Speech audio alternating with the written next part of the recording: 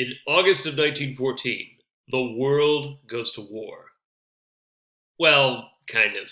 The world, except for, the United States, the country that we're studying.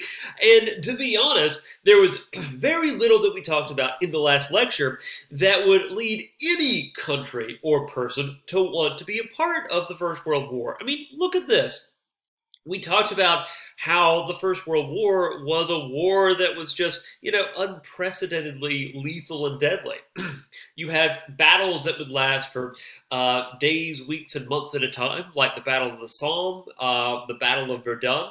And by the way, just as kind of like a way to kind of demonstrate just how static the front lines were as both sides sort of wasted away assaulting trenches.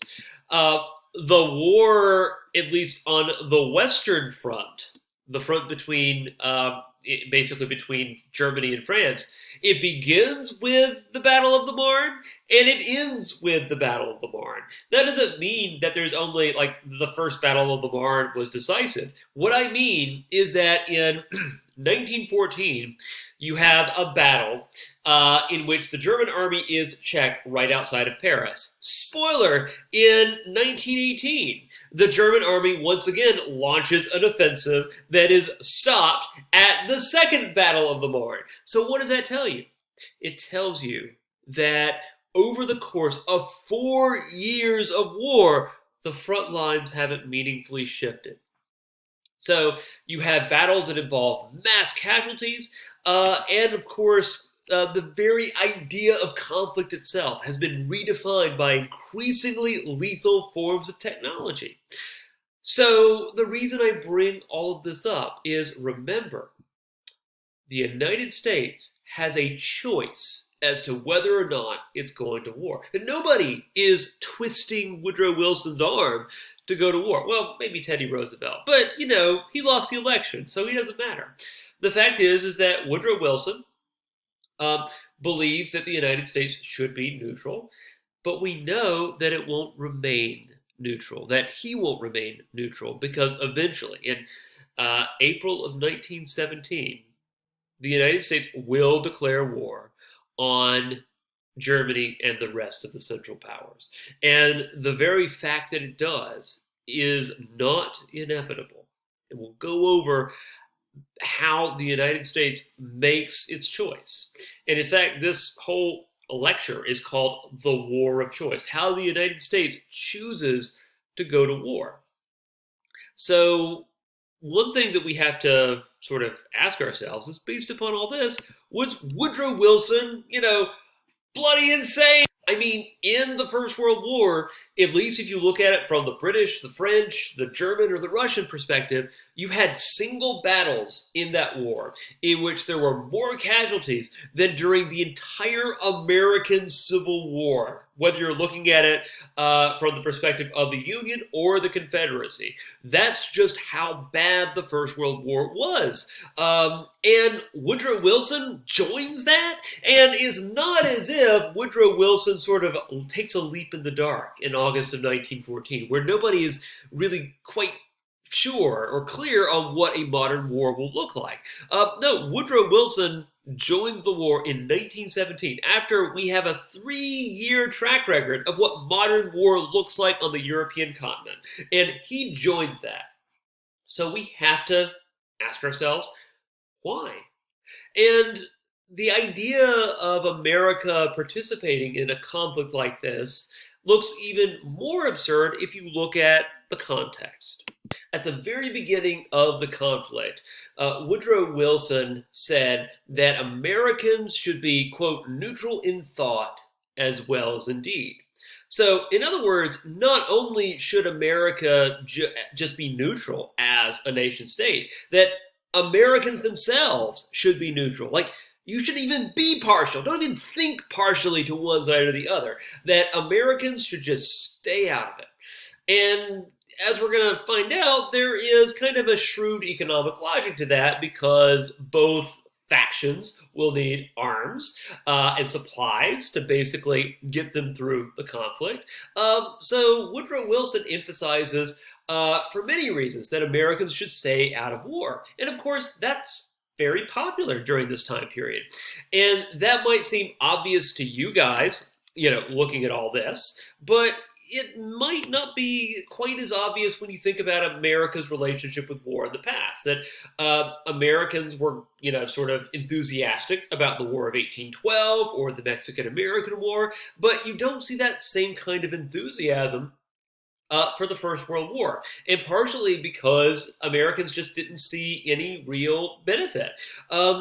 I don't know if this makes you guys feel any better, but the fact is that World War I is a complicated war, and Americans are a bit confused as to what national interest is involved. What does the heir to the Austro-Hungarian Empire have to do with U.S. interests? Right? But it's also not just because Americans don't feel a deep connection to what's going on in Europe. In some respects, they feel a strong connection to what's going on in Europe. And sometimes those ties conflict with one another. So during the late 19th and early 20th century, you have this tidal wave of immigration that takes place. As a proportion of the total population, the United States around the turn of the century was almost at, proportionally, you had more immigrants in the population than at any other time period. And if you look at the population around 1914, you have 100 million Americans. Well, roughly 15 million Americans are Irish Americans. In other words, these are Americans who are either from Ireland or who have family members who originally came from Ireland. And the thing is that Ireland during this time period is undergoing its sort of war for independence, or struggle for independence. That really doesn't formally break out until the year 1916. But by the way, with the Easter Risings. But the thing is that the Irish are generally suspicious of any attempt to aid the British Empire. Now, on the other hand, around the year 1910, roughly 9% of the population, of the American population, was either German-born or they had German parentage. So in other words, nearly 10% of the American population was first or second generation German.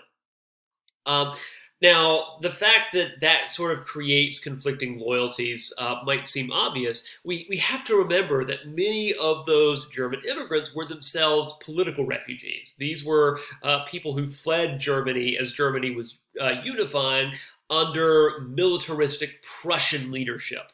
But that being said, even though you might be a draft dodger, a German draft dodger who's fleeing conscription to the United States, that doesn't necessarily mean that you're eager to pick up a rifle and shoot at long-lost family members, right?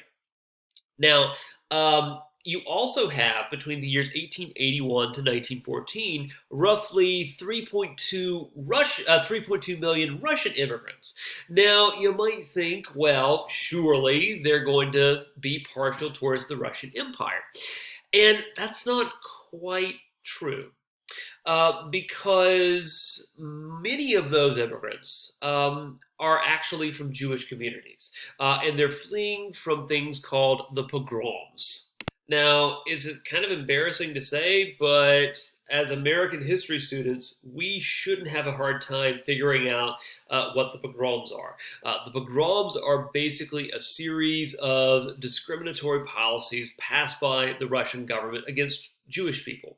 Essentially, think of these policies as basically being Jim Crow laws for Jewish people. And in fact, the parallels are very striking. These are laws that are designed to exclude Jewish people from ordinary public life in the Russian Empire. Usually they would involve sort of corralling Jewish people into ghettos. And if local authorities took actions like vandalizing Jewish shops or beating, or in many cases, lynching Jewish people, well, the government would very often turn a blind eye. Not unlike the lynchings that we talked about in the American South and beyond during this time period of African Americans. So, what's happening is that during this time period, these Russian Jews essentially are fleeing from the Russian Empire, and many of them flock to the United States.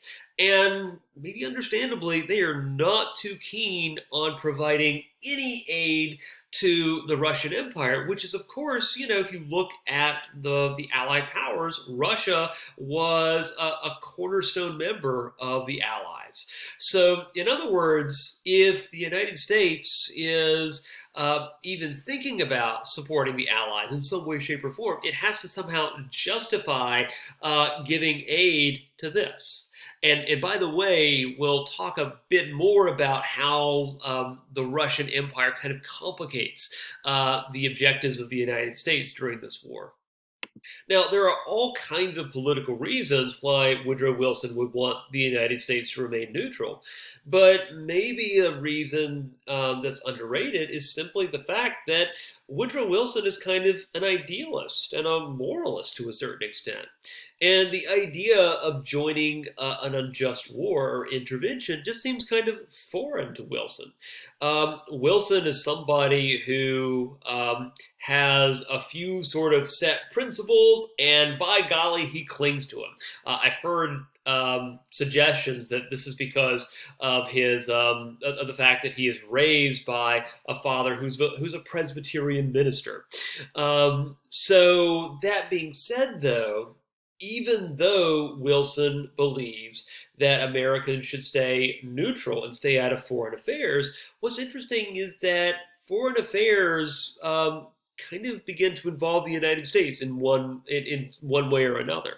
And we actually see, surprisingly, Woodrow Wilson take a much more assertive approach to the Monroe Doctrine, maybe arguably even more assertive than what we saw in Theodore Roosevelt.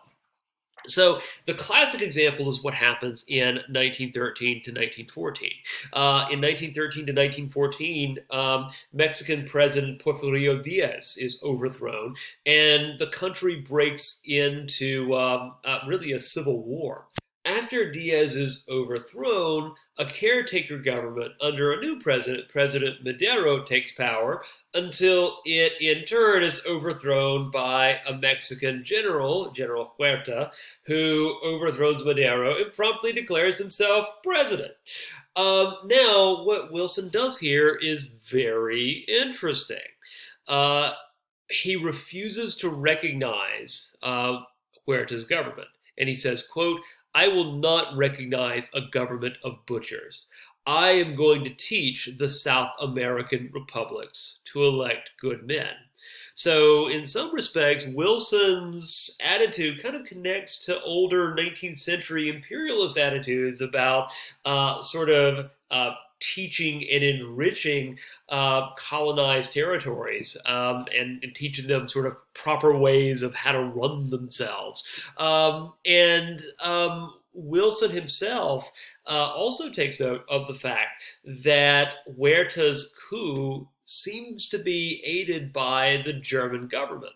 It's for precisely this reason that the United States orders the occupation of Veracruz, the port city that sort of provides a lifeline to the sea all the way from Mexico City to the Gulf of Mexico. Now, when Wilson orders the occupation of Veracruz, it's also to prevent any German weapons from reaching General Huerta's government.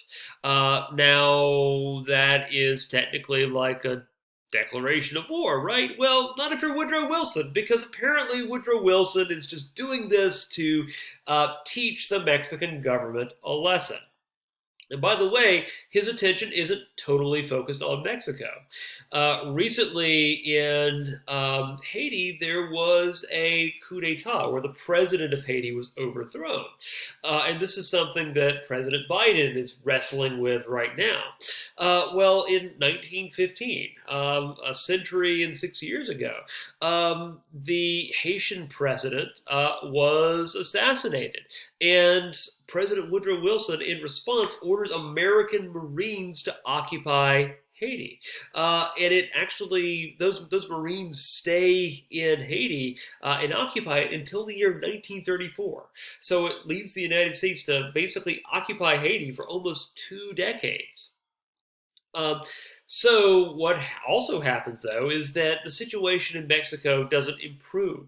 Um, After the occupation of Veracruz.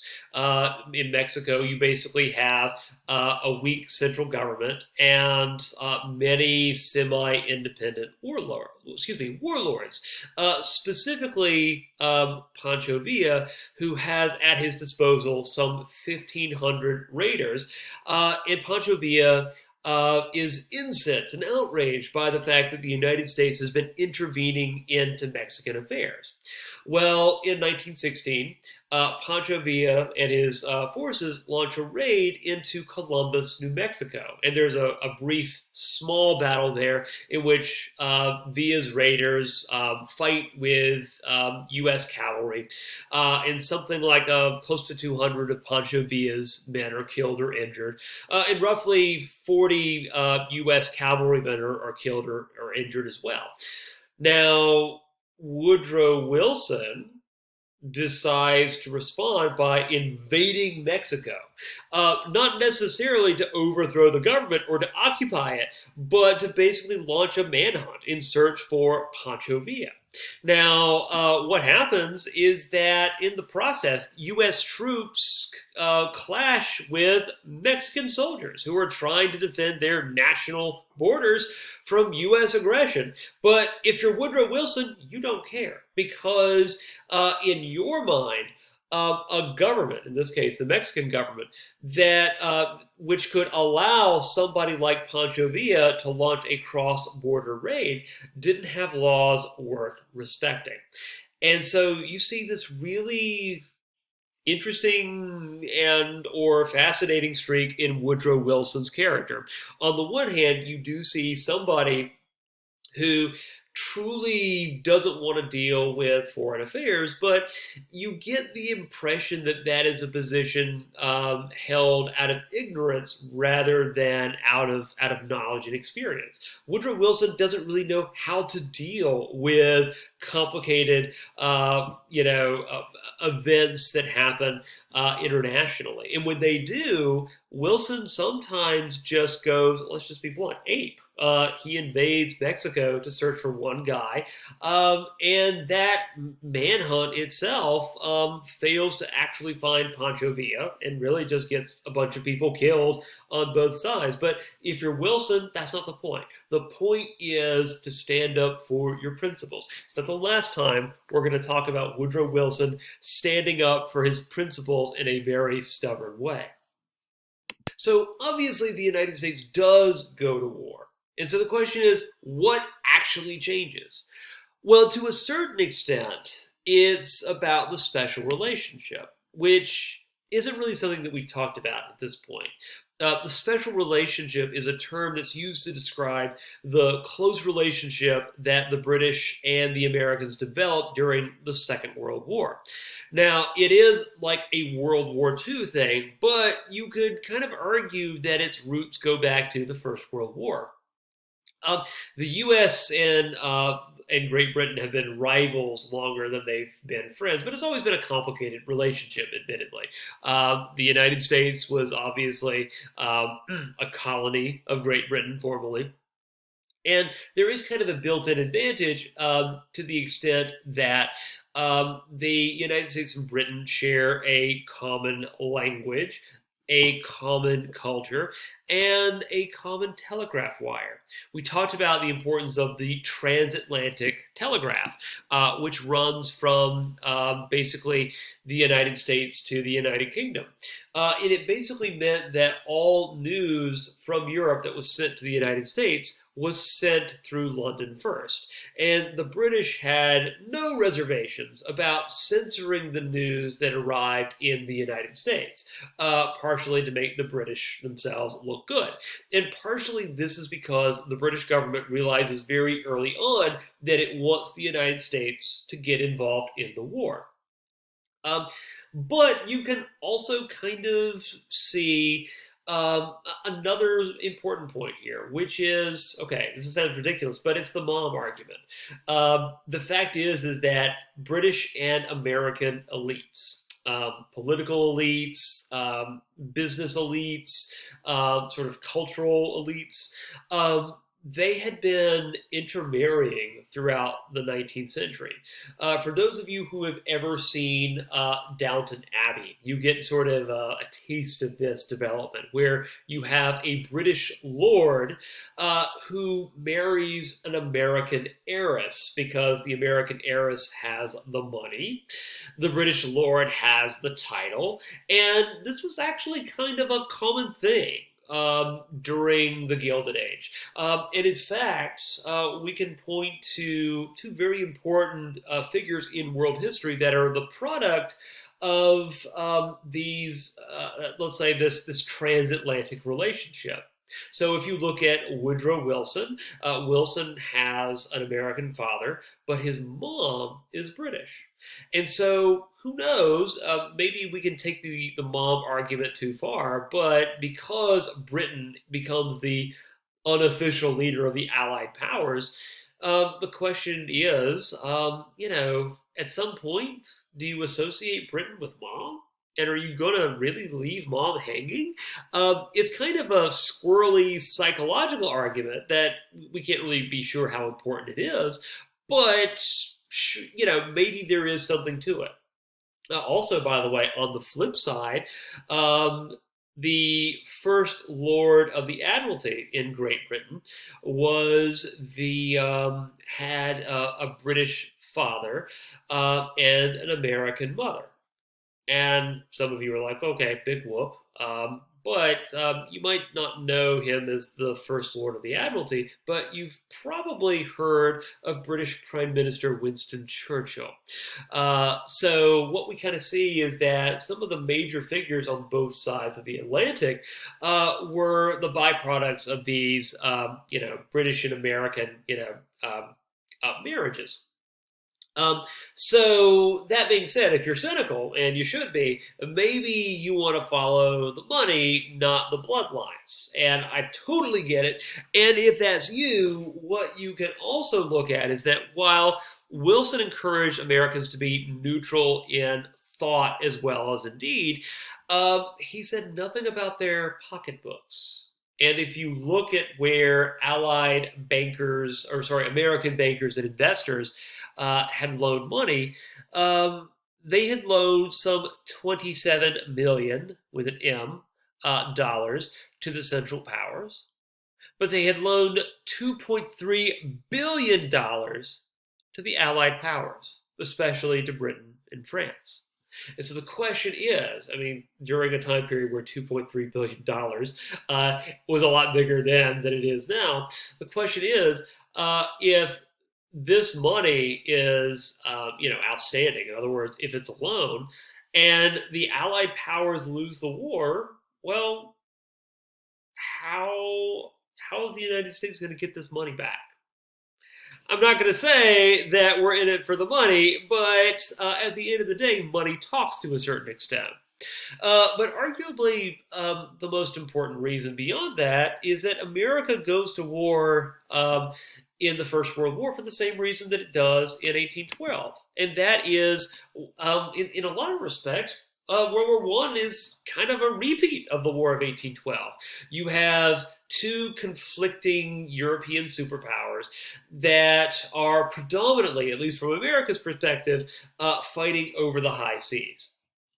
because it's really the high seas in maritime trade that American interests are most heavily involved. Now, if you remember in the War of 1812, the British Royal Navy ruled the seas, and it would stop any American ships bound for France or continental Europe.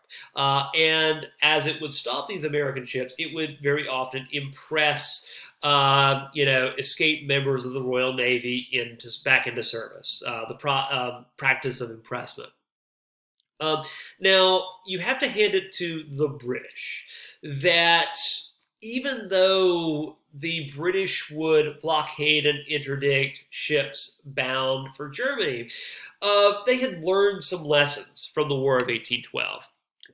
So instead of interdicting American ships on the high seas, basically what the British would do is they would park a bunch of battleships outside the major German ports. And really, there's only one of them that's of any relevance, like Hamburg and Kiel. And so the British didn't have to stop American ships on the high seas. And if there were any American ships that tried to trade with Germany, the British were savvy enough because they wanted America to join the war that when they stopped these American ships, they would take the cargo, but they would pay the merchants for it. So, in other words, the merchants might feel inconvenienced, but it's not as if they were losing their livelihood from these practices. Now, that's the British. For the Germans, however, it's a different story. The Germans don't have a large, powerful navy, at least as large or as powerful as the British, to blockade all of Britain. And in fact, even if Germany tried to do that, their fleet would very quickly be sunk by the combined power of the British and the other allied navies. So it can't do that. But that being said, um, the Germans kind of realized something here, and that is that Germany is kind of vulnerable to blockade because Germany is a modern economy that depends on international trade for certain, raw materials. But if you look at it, um, I mean, Britain's kind of throwing rocks at glass houses here because Britain's an island, and if Britain actually is blockaded, then that's bad news for the British because the British are even more dependent on overseas trade than the Germans are. The problem, though, is again, the Germans just don't have a navy to actually cut the British off from trade. Or don't they? So here's the genius of the U boat the U boat attacks without warning and just as quickly slips away into the depths. And at the beginning of the war, there is no way to actually um, destroy or defeat the submarine. In fact, there's basically two early ways of defeating the U-boat. One is that when you see a periscope emerge from the depths, you could basically send out a rowing party with a hammer, and you could basically shatter the periscope glass. That sounds so ridiculous. And then we have other instances like what happens to HMS Dreadnought. And apparently, HMS Dreadnought sees a U-boat and it just goes full steam ahead and rams the sucker. It puts Dreadnought up for repairs for a period of months, but it seems to do the job. But before advances in what we call depth charges, there was no way to sink submarines at this point. And so, what the German General Staff realizes is that if you have enough submarines that operate in the North Sea and the Atlantic, and they just randomly sink any vessel bound for Britain, maybe you're only able to sink like 10% to 20% of them, but that might be enough. Because if you are a merchant, are you really going to take the chance that you might have a 10 to 20% chance of being on a ship that sinks? if you scare enough of the merchants off, then what's going to happen is you will, in effect, be able to cut Britain off from trade without building a big fleet to completely encircle the British Isles. And again, they are ships that don't really have any significant vulnerability at this point. So, what the Germans decide to do is they decide to go all in on this strategy. Because remember, the whole Battle of the Marne thing, the whole Schlieffen Plan thing, it didn't work out for them. That was like their one shot at winning. But the Germans realized that if the British are cut off from trade, then suddenly all of their supplies to the French get cut off. And if the French get cut off, France is slowly but surely whittled down into dust. So the Germans happen upon unrestricted submarine warfare as their ace in the hole, their way to pull victory out from the jaws of defeat. But it has to be unrestricted. So what that means is that not only are they going to sink British ships bound for Britain, but also ships of other nationalities as well. And you might be like, well, that's not really playing by the Marquis of Queensberry rules, which I totally agree with that. But from the German perspective, if they allow ships of other nationalities to continue trading with Britain, then the next thing the British are going to do is suddenly every single merchant ship is going to be reflagged as a American ship or a Dutch ship or insert neutral nation here ship. And then the whole thing falls apart. You've got to sink ships of all nations, whether they are belligerent nations or neutral nations. And on May 1st, 1915, we have a sinking of a neutral ship.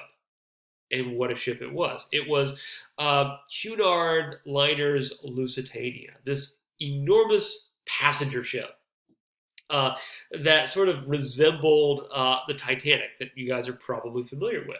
The Lusitania was sunk, and in the process, something like 128 million Americans, sorry, not a million, 128 Americans, not million, are killed. Now, what happens is that Wilson's pretty mad.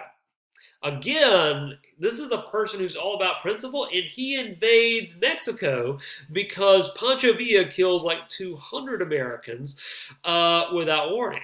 Well, in this case, the Germans have just killed close to that number.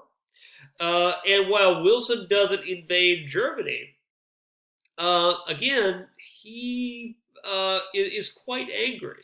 And in fact, he is so angry with Germany that Wilson's Secretary of State, William Jennings Bryan, yes, that William Jennings Bryan, resigns. And the sinking of the Lusitania and the sinking of other neutral ships as well, it slowly but surely brings about a change in Wilson. Wilson is kind of appalled at the immorality of sinking neutral vessels on the high seas.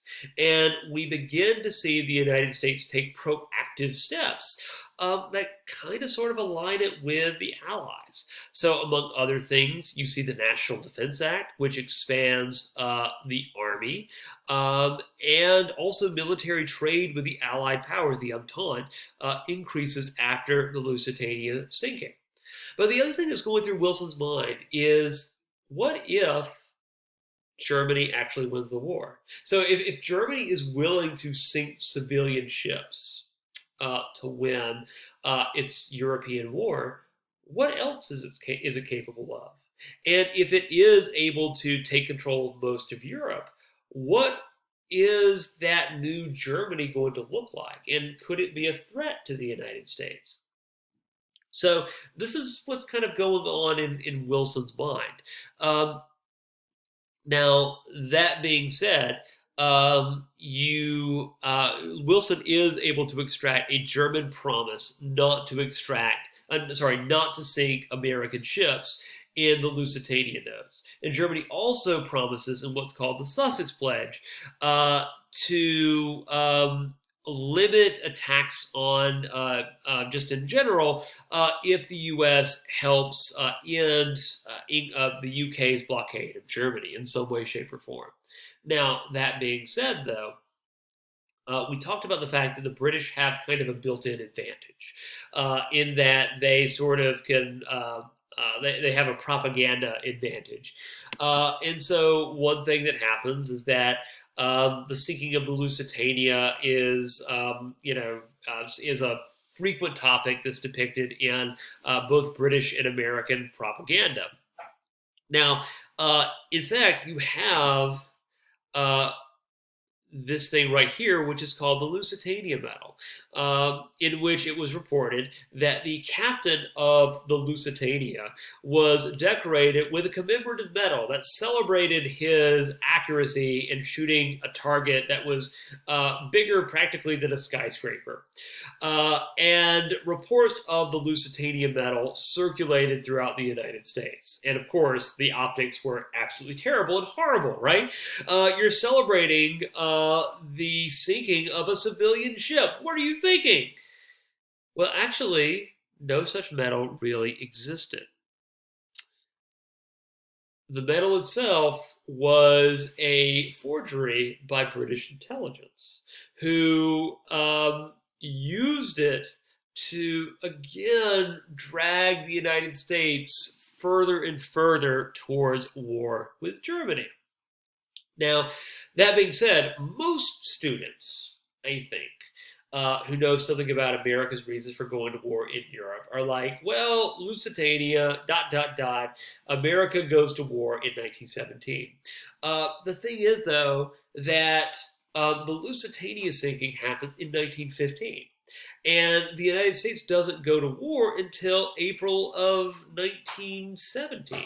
So it's either a significant case of delayed reaction or there's something else to it. Because when Wilson runs for re-election in 1916, this is what he campaigns on. And note the artful phrasing right here. The slogan is, "He has kept us out of war," not "He will keep us out of war," future tense, or "He is keeping us out of war." It is the past tense, "He has kept us out of war." Does this suggest that Wilson is maybe being sort of keeping open his options in the event of victory? It's hard to know. What we do know, though, is that Wilson runs against a former sort of ally and almost apprentice of Theodore Roosevelt, Charles Evans Hughes, who, like Wilson, is incredibly well educated. Wilson gets his doctorate at Princeton. Charles Evans Hughes sort of condescends and says that he got his doctorate at Harvard. So both were incredibly intelligent individuals, but the only thing that the only area where Wilson had an advantage on the campaign was the fact that Hughes, like his mentor Theodore Roosevelt, was more open to intervention in the First World War. And Wilson finds his opening and he campaigns on neutrality. And in fact, it's estimated that this pledge is what convinces enough Irish American voters to vote for Wilson that it ultimately puts him over the top in the Electoral College. So that being said, I mean, just think about this. Woodrow Wilson runs on a pledge, or at least runs on the slogan, that he has kept America out of war. And in 1917, he decides to reverse just that. So, in one of the reasons that the United States goes to war is partially because of events developing in Europe. So, In Europe, you basically have stalemates everywhere but the Eastern Front. On the Eastern Front, you just have, you don't have, millions and millions of men standing shoulder to shoulder from one coast to another. On the Eastern Front, there's room for maneuver, and you kind of have conventional battles there. And apparently, what happens is that the Russian Empire just gets pulverized by superior German technology. And this forces, and early battlefield defeats force Tsar Nicholas II to take personal command of the Russian army in the field. Now, from Tsar Nicholas's perspective, this is, kind of what responsibility and leadership looks like, right? You demonstrate that you are willing to also get your hands dirty, to share in the privations of your soldiers that you're leading into battle. Like, theoretically, this is a good idea. But here's the thing. Throughout Russian history, there's always been that myth that the Tsar is given bad advice by corrupt ministers. And if only the Tsar knew about blank, whether that blank is the pogroms, whether that blank is privations on the battlefield, whether that blank is the terrible state of Russian industry and, of course, poverty throughout the country, whatever the blank is, throughout Russian history, there's been that trope that the Tsar is the father of the nation, that he cares very deeply for his people, and if only he knew how bad things were, everything would be better. It's almost like a fairy tale to a certain extent. But the issue is that once Tsar Nicholas II takes command, suddenly you can't make the argument that the Tsar is oblivious. Like, he is making the decisions, making the calls, which means that he gets all the glory, but also all the blame. And as it happens, the Tsar taking command does not exactly do wonders for the fortunes of the Russian army. So in February of 1917, the Tsar himself is overthrown and replaced with a democratic government led by Alexander Kerensky and the Russian parliament, called the Duma. Now, basically, the Duma is, the expectation was, that it would then immediately pursue an armistice with Germany. It does not do that. The Duma had one job, and it doesn't follow through on it. But the thing is that because the Tsar is overthrown, and the Tsar becomes a figure that symbolizes autocracy, it means that suddenly it's much easier for the United States to justify intervening on the side of the Allies. So in Russia, we see the overthrow of an old regime and the establishment of a new one. And by the way, stay tuned. In October of 1917, we're going to see the establishment of a new regime. This one, not a democratic one, but a communist one. But we also see a new regime in Germany. It's not one that comes to power through dramatic revolutionary means. It's simply one that emerges because of total war. World War I in Europe is a total war where all life, all activity, all production is funneled into the war effort in some way, shape, or form. And what happens is that, as war becomes more central to life, basically the military becomes more essential to public administration, becomes more essential to maintain a system of government. Railroads start to be controlled by the military. All life revolves around the military. And so it's almost not surprising when we start to see the military commanders of Germany, most notably Field Marshal Paul von Hindenburg here and General Erich Ludendorff, start to kind of overshadow the political authority of the German Emperor, Kaiser Wilhelm II. They never overthrow the German Emperor. In their own minds, they were still loyal German military commanders. But the fact is that the German emperor basically let these two military leaders do their own thing, and it's argued by historians that these two individuals were basically like military dictators of Germany during this time period. It's a time period that's called wartime socialism, in which Germany is basically put under military rule, and there's only one goal in mind: complete and total victory. Now, complete and total victory might seem ridiculous at this point because the German army hasn't really advanced any further than it did in 1914, and we're 3 years after the beginning of the war. But what happens is that sometimes war creates this feedback loop. As hundreds of thousands of Germans die, there's this growing demand to make that sacrifice worth something. And that is something that we'll see that's felt by all major belligerent powers during this war. That if you're going to throw away millions of lives, it best be worth something, right? So there's this growing attitude in Germany that said that you can't compromise with anything less than total victory. Now, how do you get there? Especially since it didn't look like victory is anywhere in sight. Well, then some of the German commanders, von Ludendorff, actually Ludendorff, there's no von there, Paul von Hindenburg, and the German Admiral Tirpitz, they remember that flirtation with unrestricted submarine warfare. And they also remember that it came very, very close to really hurting the British. That if only the campaign had lasted longer, then Britain could have been brought to its knees.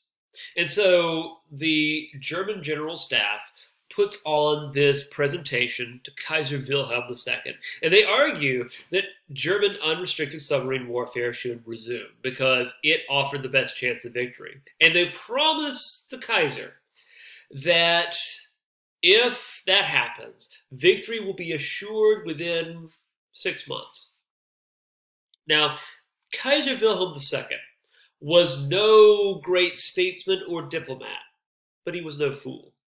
And he sort of scratches his head and goes, well, there's a reason that we suspended this campaign before, wasn't there? Oh, no reason at all. Well, no, I think it was because we almost went to war with America over this campaign, wasn't it? And the German generals reluctantly agreed that the emperor was correct, that indeed, if the unrestricted submarine warfare campaign resumed, then what would happen inevitably is that the United States of America would be brought in. And the Kaiser kind of went ballistic. Like, what were these guys thinking? They're idiots. Like, how could you openly encourage the United States to be brought into a war on the side of the Allies?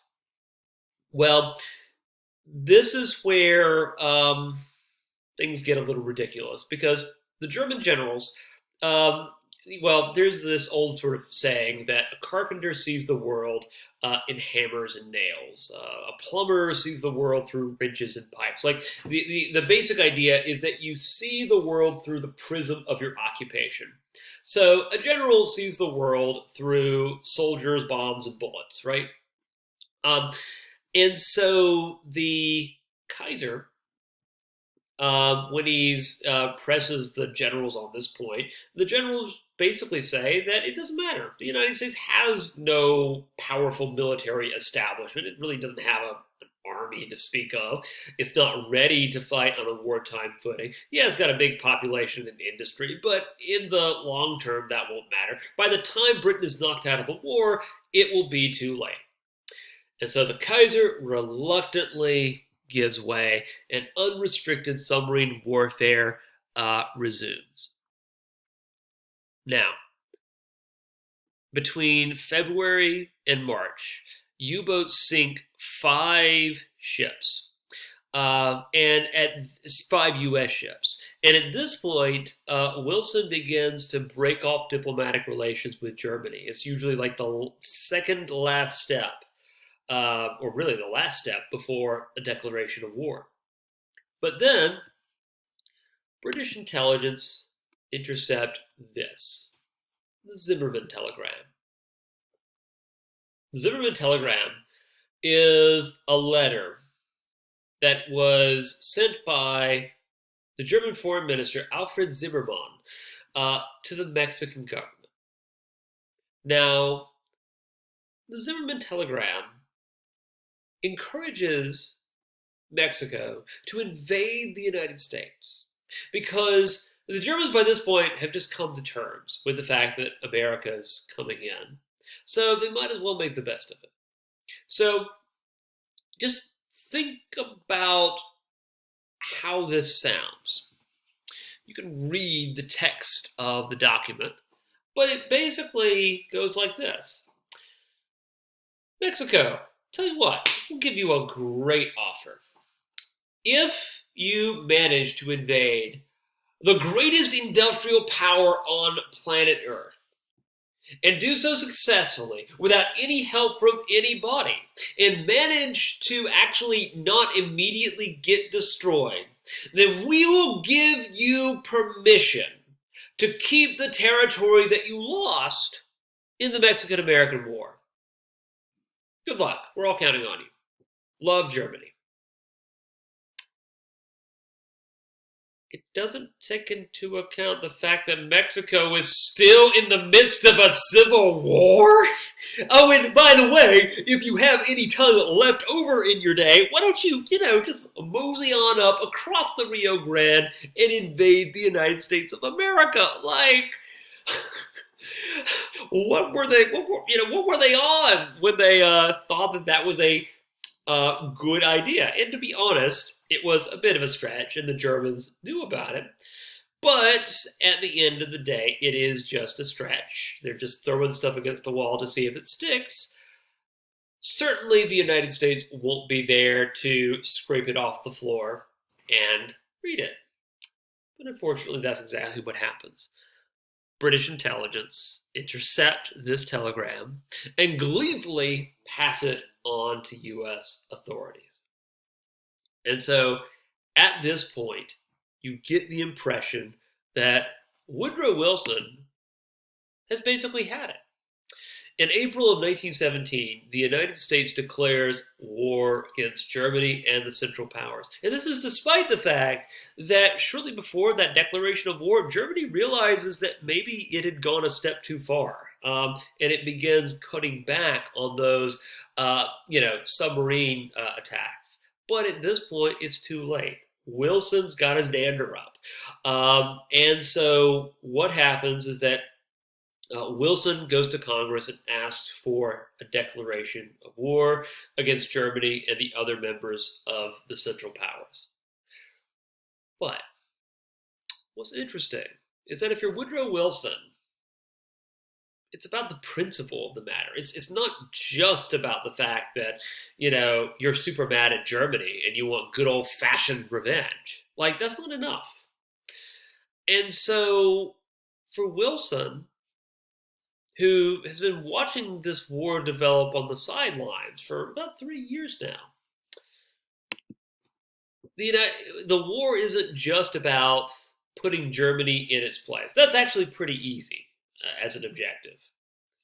But instead, Wilson says that the war is to make the world safe for democracy.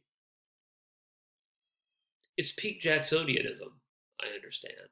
But sometimes American presidents, especially when you're dealing with issues of democracy and, freedom, like, they just kind of say stuff because it sounds good. It's like a big sort of telegenic moment, right?